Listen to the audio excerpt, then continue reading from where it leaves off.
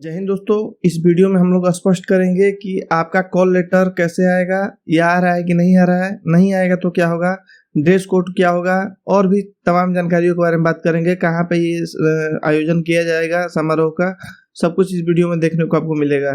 तो आइए वीडियो को शुरू करते हैं। सबसे पहले बात करें तो कॉल लेटर जो आ रहा है, तो ये जरूरी नहीं है कि सभी के पास पहुंचे। सब ये थाने स्तर से मतलब उनके विवेक के ऊपर निर्भर करेगा। जो थाना प्रभारी होंगे, आपके क्षेत्र के जो थाना प्रभारी हैं, अगर उनके वो चाहते हैं तो ऐसे एक प्रिंट करके और दे सकते हैं। बहुत जगह ऐसा भी होगा कि डायरेक्ट थाने से कॉल जाएगा, बहुत जगह ऐसा होगा थाने से भी कॉल नहीं जाएगा, एसपी ऑफिस से सीधा कॉल जाएगा और आपको बताया जाएगा कि इस जगह पे आपको आना है, और उस जगह पे पहुंच के अपना ब्रीफिंग ले सकते हैं। या आपको बता दिया जाएगा इस टाइम से बस जाएगी, आपको आ जाना है ये पहन के। ये चीज़ होगा, क्योंकि देखिए थाना के वर्कलोड के ऊपर है, थाना पे ज़्यादा लोड है, वर्क ज़्यादा है, तो फिर इस काम के लिए मान लीजिए वो प्रिंट नहीं करा पाएंगे, लेकिन आपको अवगत जरूर कराया जाएगा।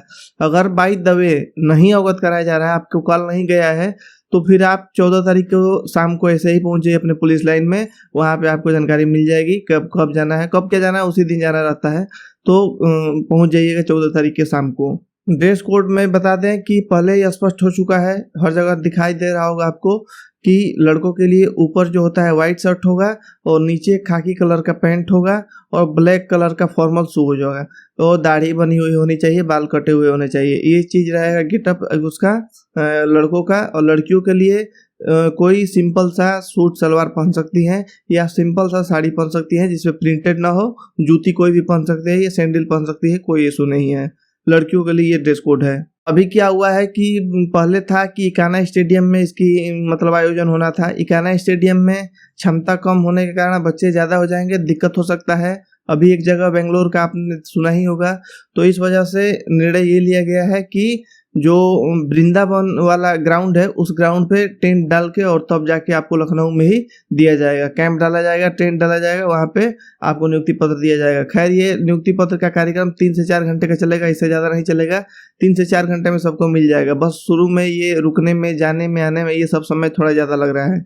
बाकी अगर आप लोग कहीं दूसरे जगह हैं, दूर हैं, तो आप पहुंच सकते हैं वहां पे डायरेक्ट। अपने जो प्रभारी होंगे, आपके पुलिस लाइन से जो प्रभारी नियुक्त हुए होंगे, उनसे बात कर लीजिएगा कि मैं पहले से लखनऊ में हूं और यहाँ पहुंच जाएगा। अगर मान लीजिए आप कहीं दूर हैं, तो आप उनको ये बताने की जरूरत नहीं है कि मैं यहाँ पे हूँ, वहाँ पे हूँ। आप सीधा बोलिएगा मैं लखनऊ में ही हूँ, आप आइए यहाँ पे, मैं आप में शामिल हो जाऊँगा। ये बोल के अपना ज्वाइन कर लीजिएगा। ये नहीं बताने की जरूरत है कि हम यहाँ पे हैं, हम आ जाएंगे, ऐसा नहीं कहिएगा। ऐसा कहिएगा कि आप लोग हम डायरेक्ट लखनऊ मिल जाएंगे, क्योंकि हो सकता है कि बोलें कि नहीं आप पुलिस लाइन आओ, यहाँ से चलेंगे, लेकिन आप लोग ऐसा बोल देंगे कि यहीं पे है, तो कोई दिक्कत नहीं होगा। मैंने बाकी पहले ही बताया है, एफआईआर वालों के ऊपर शॉर्ट वीडियो में बता चुका हूँ। एफआईआर वालों में जिसका एफआर लग गया है, विवेचना से नाम हट गया है, जिसका जिसका कोर्ट से उसको वो मिल चुका है, न्याय मुक्त हो चुका है, दोष मुक्त हो चुका है, उन लोगों को ज्वाइनिंग लेटर मिलेगा, और सेम टू सेम ज्वाइनिंग होगा, और सेम टू सेम जीएसटीसी होगा जैसा एक नॉर्मल बच्चे का होता है। आप लोगों को ज्वाइनिंग लेटर मिलेगा, उसी लखनऊ में ही आपको भी जाना होगा। लेकिन जिसका केस अभी पेंडिंग है, उसमें समस्या हो सकती है, या जिसका ऐसा विवेचना में नाम हट रहा है, या ऐसा एफआईआर लग रहा है जो अभी करंट टाइम का होगा, तो उनको दिक्कत होगा। दिक्कत क्या होगा, उनकी फाइल मैं बता दे रहा हूँ कहाँ रह रही है। सबकी फाइल ये होता है कि मेडिकल होने के बाद से अपने जिला में, गृह जनपद में रहती है, ठीक है। सारा का सारा पत्रावली सेट करने के बाद से उसको आदेश भी आया था कि भेजा जाए, जेटीसी जिले में भेजा जाए, ठीक है। लेकिन जिन पे कोई एफआईआर वगैरह रहती है, तो पुलिस वेरिफिकेशन जो होता है उसी में पकड़ में आ जाता है, अपने ही जिला में पकड़ में आ जाता है। जो आपका थाना से पुलिस वेरिफिकेशन होगा वहीं पकड़ में आ जाता है।